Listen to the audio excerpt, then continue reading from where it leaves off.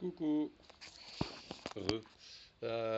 Eh ben, du coup, je vais vous montrer pour l'Opel Frontera les modifs à faire et tout quand on rehausse la caisse du châssis. Ça s'appelle un body lift. Voilà. Donc du coup, ben, je vais vous montrer du coup les modifications. Je suis assez fait chier d'ailleurs à faire ça. Donc en gros, voilà. Voilà le merdier. Ça c'est la patte pour le pare-choc arrière. On est obligé de le déporter. Normalement c'est en face. Et sauf que ben, là, je suis obligé de le décaler de 5 cm parce que j'ai rehaussé de 5 cm. Voilà. Donc ça, déjà, je suis en train de faire ça. Voilà, enfin, après, chacun fait sa méthode, mais moi, j'ai fait comme ça. Et c'était le plus simple. De ce qui est des cales.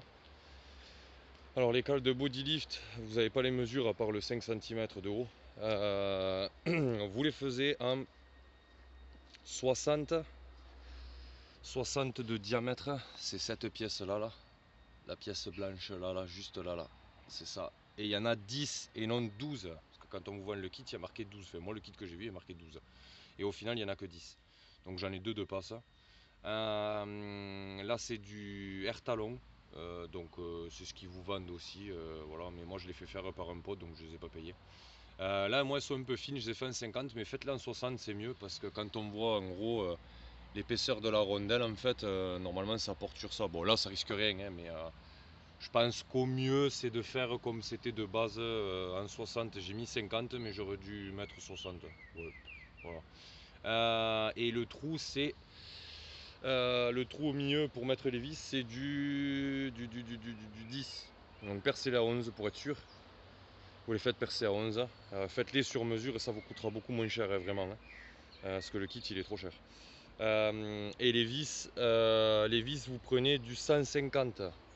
150 à 160 et M10 150 ou 160. Alors en sachant que les vis pour cet endroit, pour là, ici, juste là, il y a une cale dessous là, c'est vissé dans la caisse. Alors à la base, normalement, c'est du M10 par 100.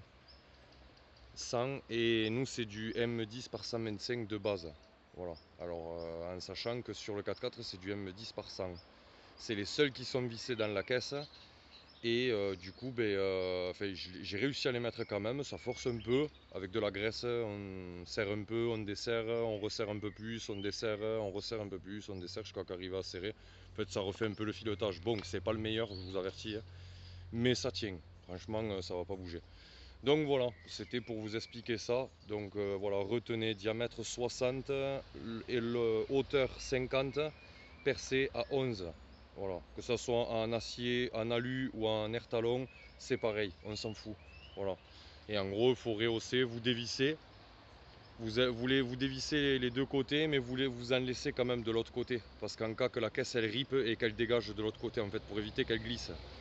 Vous rehaussez qu'un seul côté, vous commencez par l'avant avec le cric, vous mettez les cales, enfin vous mettez la cale, et après vous allez derrière et vous mettez les autres cales. En fait en levant l'arrière ça lève tout le reste. Et du coup vous mettez les autres cales. Enfin, moi en tout cas c'est comme ça que ça s'est passé, ça marche super bien. Alors ça cracouille un peu à des endroits parce que y a des câbles qui tirent dans tous les sens et tout. Faites gaffe de ne pas trop lever parce que sinon vous allez tout arracher. Il y a des fils électriques, il y a les durites de frein, il y a tout. Après ça tient pas sur la caisse mais un peu. Parce qu'il y a le bloc ABS et tout ça, donc ça tire un peu dessus. Mais là, ça s'est mis en place, c'est nickel, tout fonctionne. J'ai essayé le 4x4, tout va bien. Donc voilà, voilà la petite astuce pour rehausser le 4x4. Et après, devant, la même chose, il faut rehausser les pattes d'origine. Je sais pas si vous allez bien le voir. Voilà. Ouais, ça se voit pas bien. Ouais. Je sais pas trop comment faire. Et au pire, je vous referai une vidéo de l'autre côté, parce que là, je peux pas le changer avec le téléphone. Je vous referai une vidéo, vous me demandez si vous voulez plus de détails, je vous referai ça. Et là, j'ai les cales de réhausse suspension que à l'arrière. Parce que sur Opel Frontera, il n'y a que deux cales, parce que devant, c'est des barres de torsion. Mais je vous en dirai plus quand j'aurai reçu les cales et je vous ferai une vidéo avec les cales et tout. Donc voilà. Sur ce, à plus tard.